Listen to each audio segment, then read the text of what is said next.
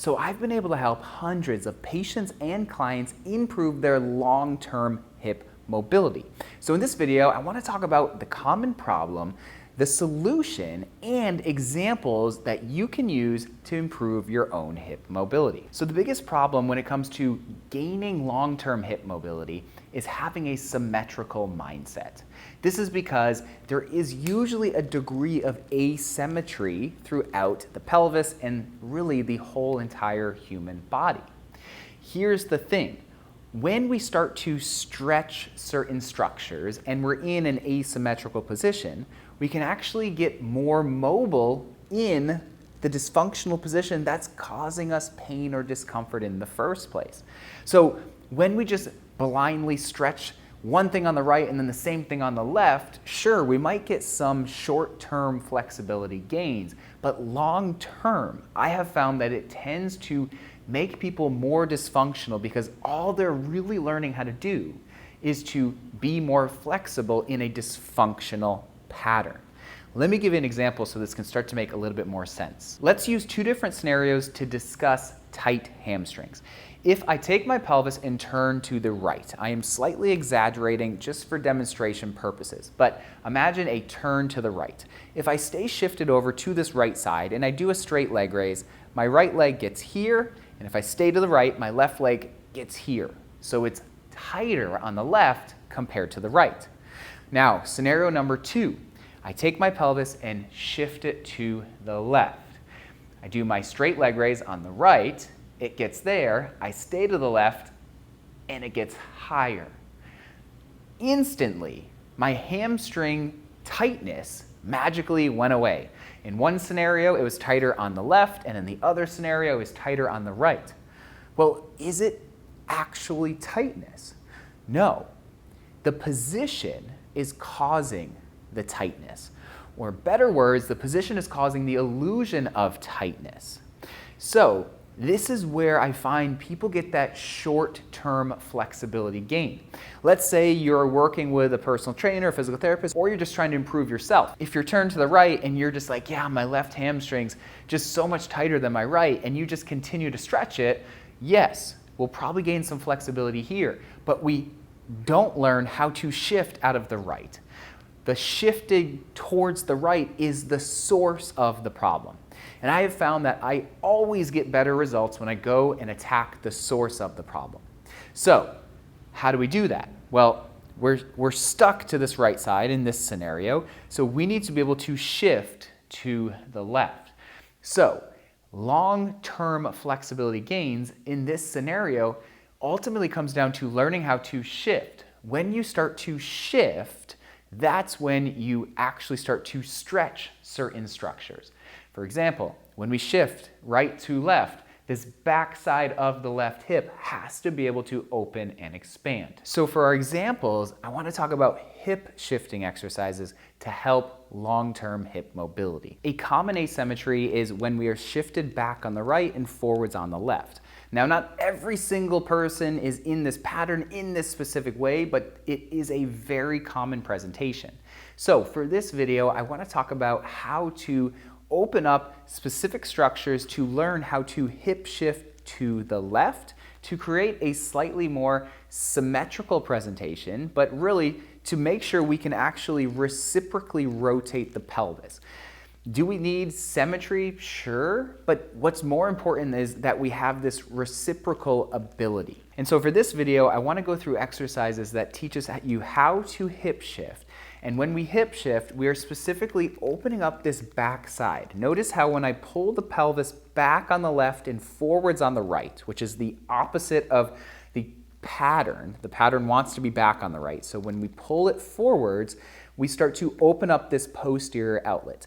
Yes, this is exaggerated so you can actually see, but that's the thought here. We want to start to learn how to hip shift, A, to open up this backside from a mobility standpoint, but B, so we can learn how to reciprocally rotate the pelvis to make sure that we don't have any sort of pain and or dysfunction. The first exercise is just an Air X quadruped hip shift. So what we're going to do is grab an Air X pad or a very small yoga block. We're going to start to work our way up over time, but there will be a threshold of height that we don't necessarily want to cross because then we actually won't hip shift correctly. So start super low.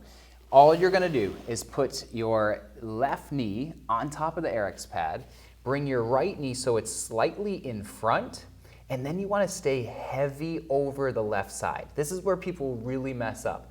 They start to shift their whole body weight over the right, and that's not going to get that stretch and that opening in the left backside that we're looking for. So stay heavy over the left side. If you're not super tight, you might not feel a ton in this position.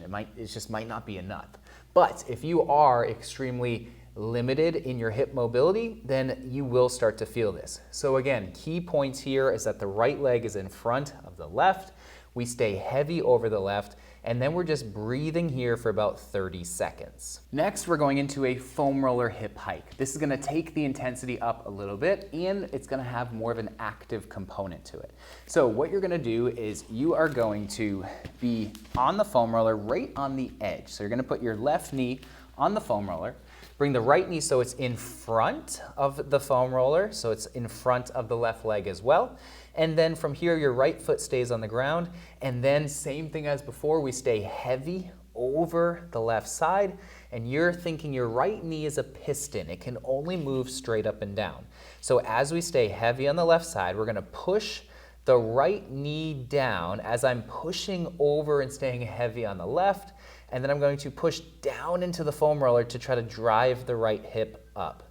So you have the right knee that's acting like a piston going straight down, and as we come up, we're pushing into the foam roller to open that pelvis up. Next, we're gonna stick with the foam roller and do a foam roller piriformis stretch. This is just like a pigeon in yoga or a spin on a normal piriformis stretch.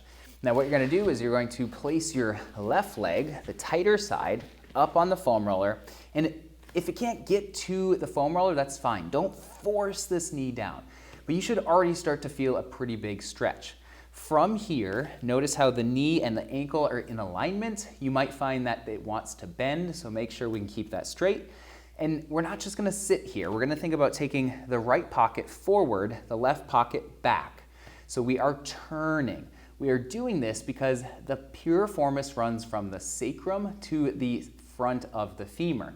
And so when we start to move the pocket, we actually start to open up the backside and stretch that piriformis as the sacrum moves away from the femur. So piriformis stretch, opening up the backside. This one should be pretty intense.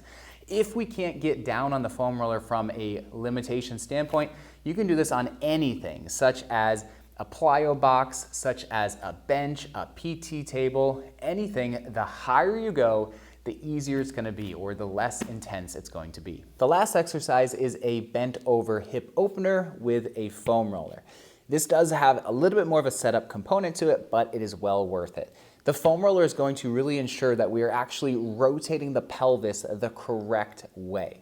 So what we're gonna do is put the plyo box in front of us. You could use a bench, a rolling chair, anything that can support you. And then we're gonna put a foam roller against a wall or any sort of stable object. In this position, you're putting the knee into the foam roller, and then you're gonna take your right leg and just bend it so it's off the ground. And then we're doing the same thing that we did on the foam roller hip shift, where we're thinking that the knee, the right knee in this example, is a piston. So it can move straight up and straight down. So what we're doing is we are pushing in with the left knee. That's gonna drive internal rotation, and we are drawing that knee down as we push in. If you do this right, you should really feel a back hip stretch on the left side. Once we are here, hold for about 5-10 seconds, and then drive up. What I want to drive home to you is that less is more. We don't want to be doing all this crazy motion. Just think about going straight down like a piston and straight up. The key to this is we are pushing inwards into the foam roller as we're going down. Right pocket goes down, left pocket goes back.